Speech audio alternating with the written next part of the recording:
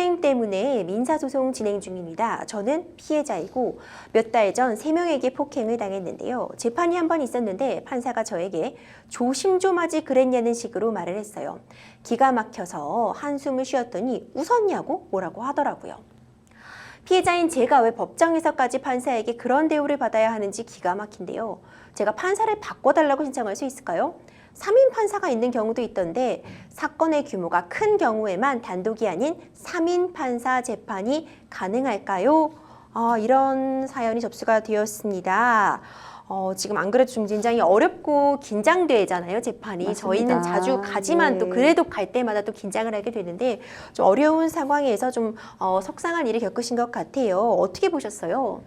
법정에서 다양한 일들이 많죠. 그리고 그 변호사 협회에서 한 해가 끝날 때마다 우수 법관을 칭찬하는 반면에 그 평가를 낮게 보는 법관도 뽑고 있는데요. 그러니까 신고도 받고 있는데 보면 법관의 이름이 명시되지는 않지만 특정되지는 않지만 상당히 다양한 사례가 아직도 있구나라는 것을 많이 보고 있습니다.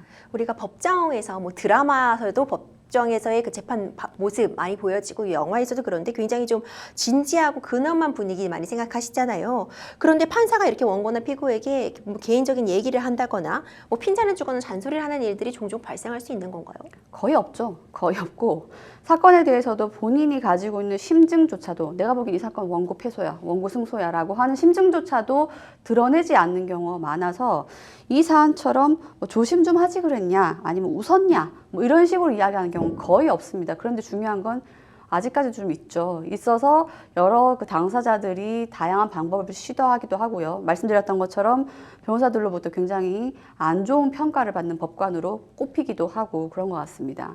네, 대부분의 우리 판사님들 그러시지 않으겠지만 뭐 어떤 상황에서 나에게 좀 불리한 선입견을 가지고 있는 것 같다거나 경우에 따라서는 나는 지금 판사를 변경하고 싶다 이런 경우 있을 수 있잖아요. 판사를 변경하는 것이 가능한 걸까요?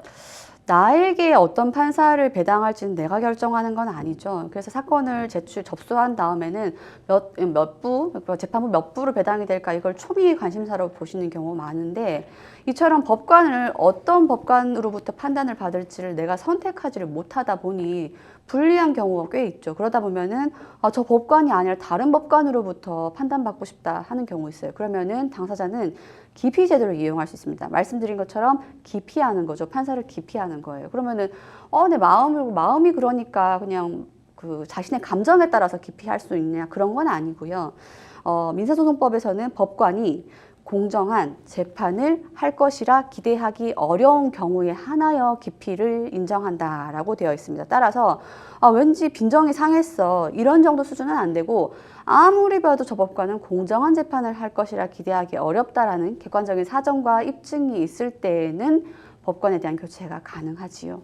그렇군요. 그런데 만약 기피 신청을 했다가 인정이 안 돼서 판사가 안 바뀌는 경우라면은 내가 이제 이 재판 계속 이 판사님이랑 해야 되는데 괜히 안 좋은 인상만 주는 거 아닌가 사실 쉽지 않을 것 같거든요. 어떻게 보세요? 네. 그래서 일단 기피 신청이란 사건 자체는 해당 법관이 아닌 다른 법관이 판단할 수 있도록 일단 그렇게 시스템을 두고 있습니다. 그런데 글쎄요. 아직까지는 사법부신지 모르겠습니다만은 기피 신청이 받아들여질 가능성도 굉장히 낮은 편이고요.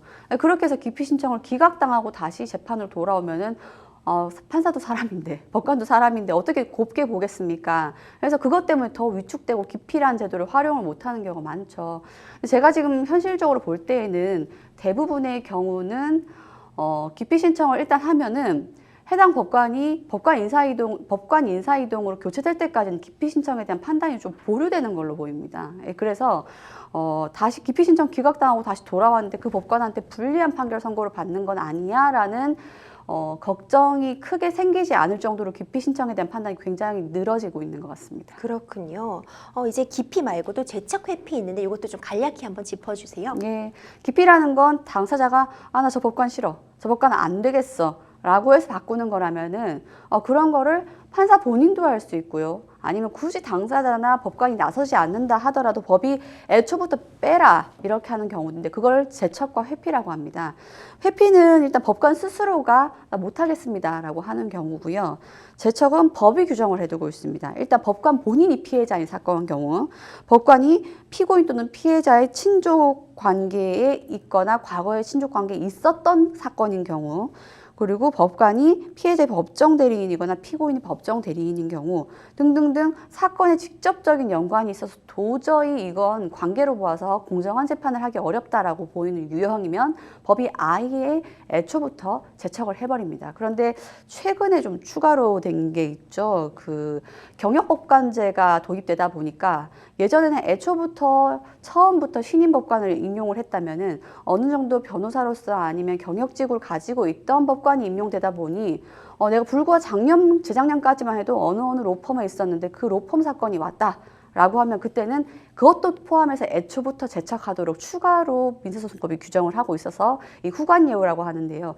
요 사유도 추가됐다는 것도 좀 흥미로운 것 같습니다. 네, 마지막으로 재판을 할 때 단독 판사인 경우도 있고 세 분이 앉아있는 그 합의보로 진행되는 경우도 있는데 그 기준만 간단히 설명해 주시죠. 예, 간단히 설명드리면 무거운 사건이면 세 분이고요. 가벼운 사건이면은 한 분입니다. 그런데 무거운 것과 가벼운 것은 형사에서는 법정 형의 형량을 기준으로 하고 민사에서는 속가를 기준으로 합니다. 지금은 3억인 걸로 알고 있습니다. 아, 그렇군요. 그러니까 꼭 뭐 내가 신청한다고 해서 세 분 판사님께 재판을 받을 수 있는 거다 이런 건 아니라는 점도 알아두시면 도움될 것 같습니다.